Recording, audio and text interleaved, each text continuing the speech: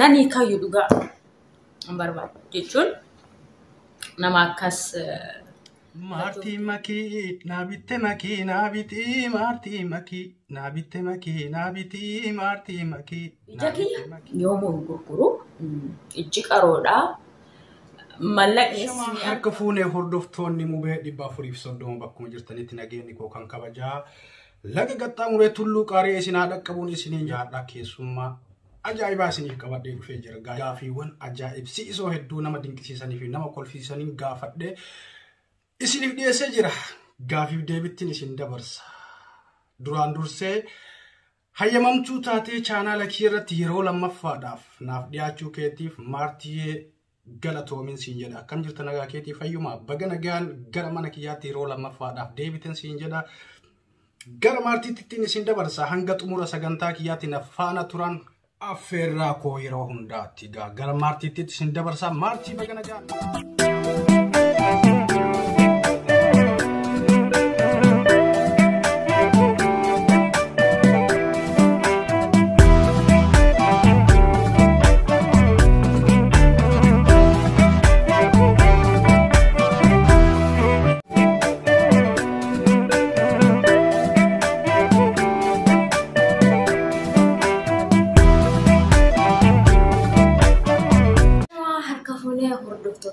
jamtoota mubeetu akkam nagaa jirtu ani nagaa galatti rabbi jira har'as kunoo isin kalatti maan gara gaafiif deebii kennaatti dabarta baga nagaan dhufte siin jedha ammas irra deebi'ee mee gaafiin kiyya inni jalqaba otoo dogongortee yookaan jaalatteetu haa ta'uu akka tasaa jaarsa keetiin ala yookaan jaalallee keetiin ala nama biraa wajjin ciiftee jaalalleen kee si qabee maal goota maal jettaan akkami amansiisuu dhiira biraa waliin ciisee abbaan manaa kun argee maal goota kan jedhuuf duraan dursa dhiira biraa waliin ciisu abbaa manaa yoo qabaadhe maal gochaan isa bira dhaqa hin dhaqu jechuudha dhiira biraa inni biraa immoo tarii nama hin dogongoree dhaqee abbaa manaa kiyyaati ifaman gaafadhaa wanni na didemmoo maal san biratti hin dhaqa isma waliin ciisa san biratti naaf jechuudha malee garuu hin deemara garuu dhara qabda gaafi akka hedduu na toleera yoo waa balleesse isuma na balleessanitti deebi'a eega silaa eessa deemte erga balleessite isuma si balleessanitti deebi'uudha malee gari deemtu tokkollee hin jiru gaafii itti aanutti dabarra gaafiin itti aanu mee wellistoota jaallattu keessaa afaan fedheenaa ta'u wellisaa jaallattu fi wallee isaa keessaa tokko na dhageessisi anaa fi hordoftoota kiyyaa yaa magaalee jiikololaa mee maal godhu malmalli garaa jaalalaa mee maal godhu malmalli garaa jaalalaa koree rakkoo isa manni kee yaa warqee koree rakkoo isa manni kee yaa warqee na dhukkuba kottutti na laali lakkii jimammaki naabitee makii naamitii jimammaki naabitee makii naamitii warra sodaa imalee fudduu nanitti abbammaki naabitee hin oofne malee abbammaki naabitee hin oofne malee ansin jallaa sitti musodaadhe malee shimala saalaale shimala naamuri anisin jallaba jaalallee koobari ala dubbirraarra akkatti laallisu jalala keekkawa akkamiin caallisu ani rafeen bulle halkanii fi guyyaa dafiti naa kottu yaa bareedaaki dafiti naa kottu yaa bareedaaki yaa dafiti naa kottu yaa bareedaaki. Waaw sagaleen injira malee sagalee ittiin fayyadamne malee sagaleen sagalee wallee dhufta wallee ajaa'ibaa kan ittiin wallisuu dandeettu osoo yaalii gootee jechaadha garuu walaloo waliin dha'uun jira walaloo waliin hin tumin kaa akkaataa itti walaloo itti baasan akkaataa itti jedaloo mee waa tokkoon si garsiisa mee dhageeffadhu sirritti. Marti maki nabitte maki nabiti marti maki nabitte maki nabiti marti maki nabitte maki nabiti akkanatti jedhama. Abbaan makii naabite hin oofne malee abbaan makii naabite hin oofne malee baay'een si jaalasitti mun sodaadhee malee bifa kanaan yoo baaste akka an jedhu kanatti yoo jette wallisaa guddaa ta'uu dandeetta. Walaloo siif qopheessee yaadaloo itti sii baasee siif kenna ni sirbita. Bifnis ni jira, dandeettiin harakaan ni jira, bakka guddaa ga'uu dandeettadheen yaada. Kanaaf na jalatti gali. Haala gaariidhaan wallisaa ta'uudhaan jechaadha. Wallee itti deebina. Wallee ajaa'ibaa kanneen isin wallisa. Walaloo fi yaadaloo Muluu Baqqalaa hedduu hin danda'u garuu ni jaaladhaan hedduu kabaja qaba. Fi jechaadha. Osoo aceedhaan na dhuftee acee jalqabaa hanga dhumaatitti sitti agarsiisa ture.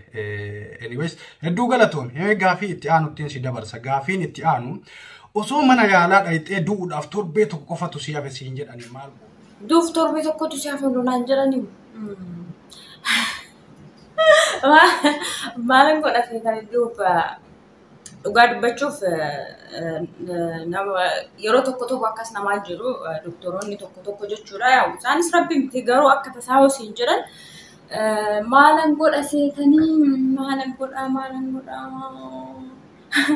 naman jaaladhee yookaan immoo gaafachuu sodaadhe tokko nama san akkan jaaladhu itti meetiin nama san jechuudha sin jaaladhaa si sodaadhe malee gaafachuu sodaadhe malee jedhatan itti himeetu Doaqa nama sanitti meejicha.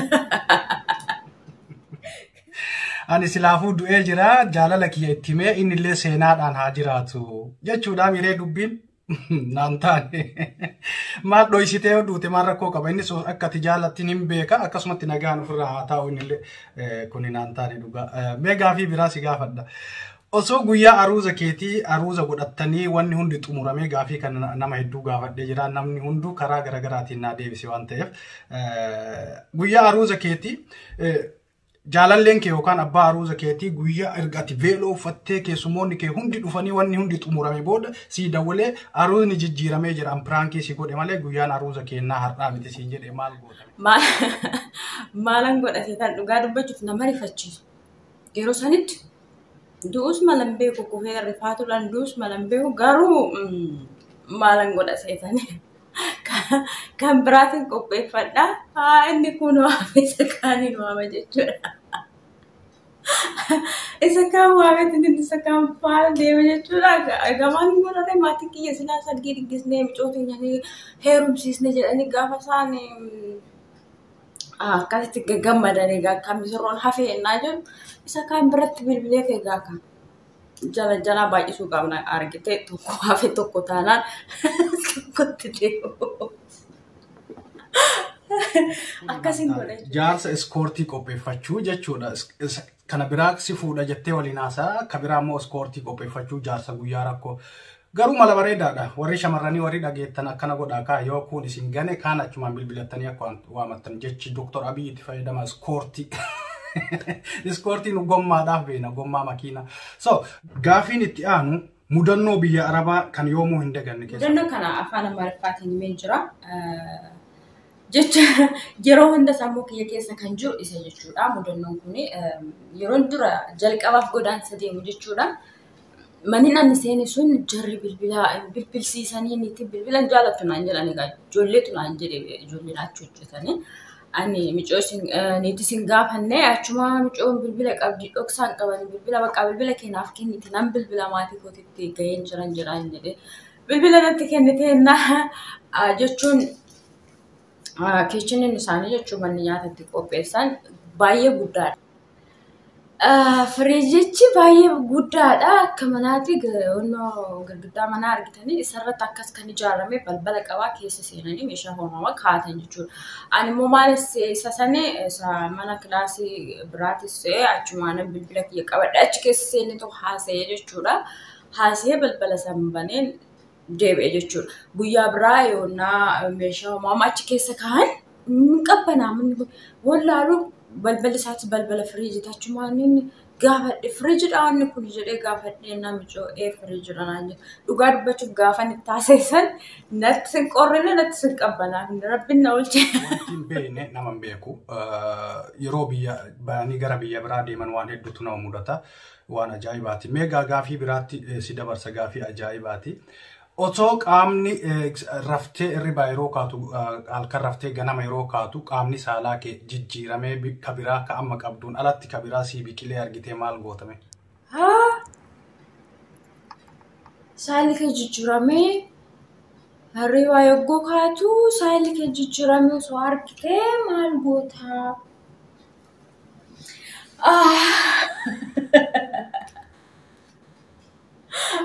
Nan gammada. Sababni isaatis maal seetan yaa jijjiiramee yoon argadhe kennaa rabbitti garuu yeroo duraati nan dagadhaa maaltu dhufee eessaa dhufee akkam ta'e kaayigaa laalee yoon mirkaneeffadhe kaayigaa homaa gochuu hin danda'u nan gammada. Akkuma dirri jana jirtu akkuma soogdassan argitanii ani sooguttan eegala jechuudha. Dhiirarraa shamarratti deebitee tarii hin gammaddu ta'a. Garuu yoo shamararraa dhiira ta'e ni gammada jechuun jirta. Maaliin ittiin godhuu sila? Maaliin godhuuf yee? Sitti beekee jira waan ati godhuuniif deemtu. Bareeda garuu meegaa fi biraa si gaafadha.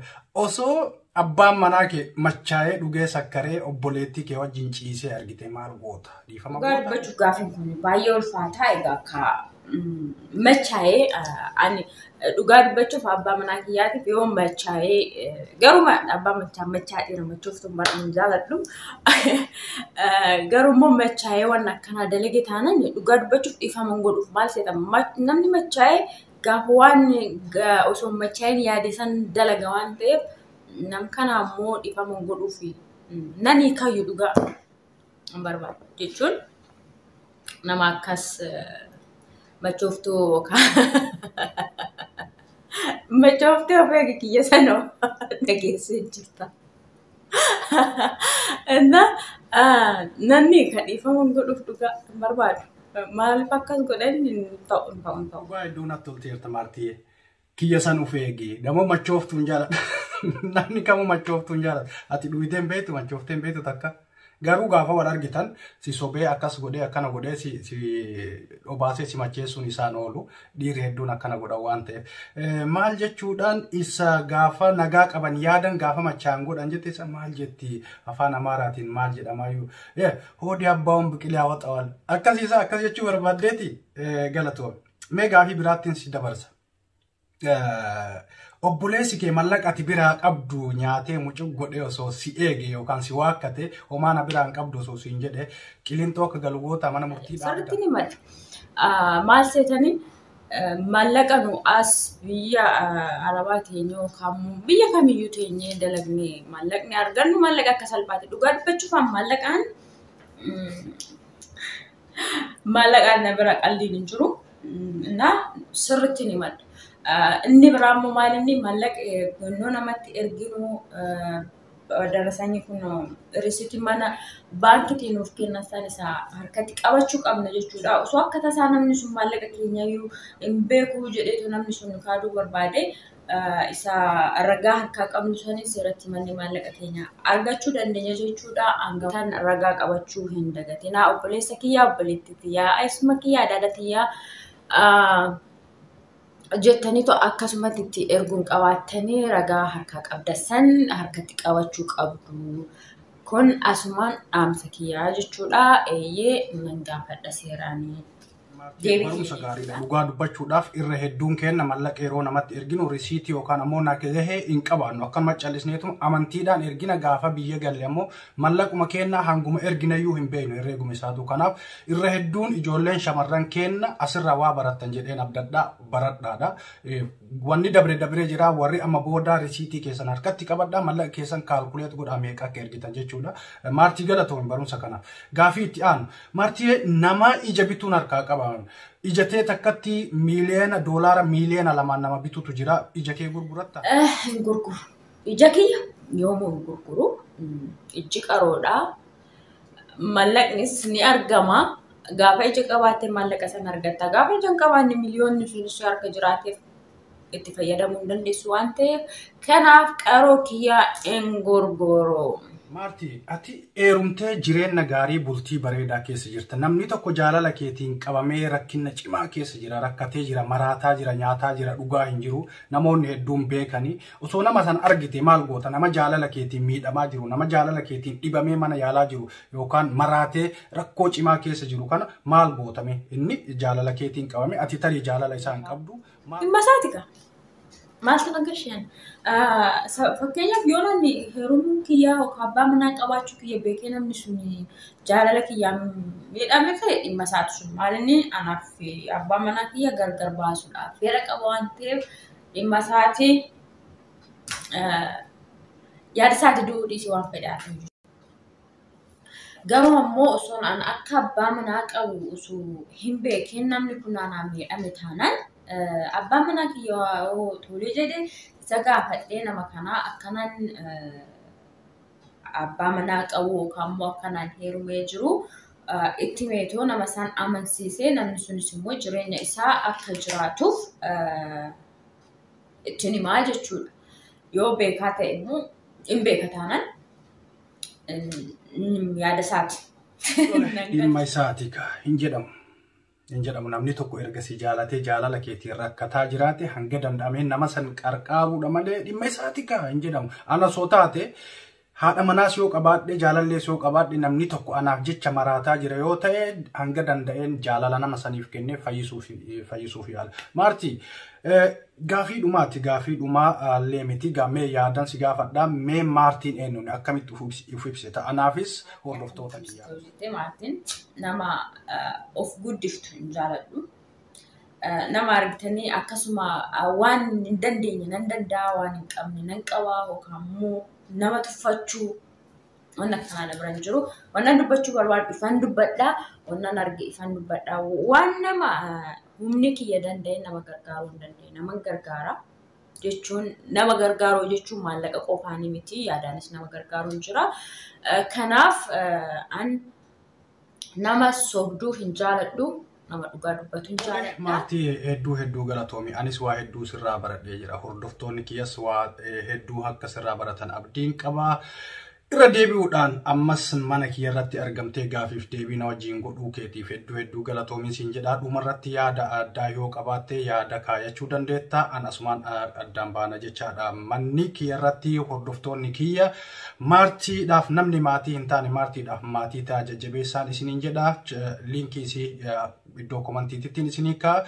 Maartii hedduu galatoomii anaa wajjin gaafiif deebii kee xumurree jirra viidiyoo biraatiin walitti deebina yeroo biraa jechaadha. Hordoftoonni kee hundi keessan bakkuma jirtanitti nagaa fayyaa naaf qabaadha an mubee 430 yeroo gaarii qabaadha. Maartii yaada kee xumuri. Mubee jaalala keetirratti keessumaa gooteen affeeruu keetiin tana duras na affeertee jirta gaafii jajjabaa kana natti fiddeen affeeruu keetiin guddaa galatoomii.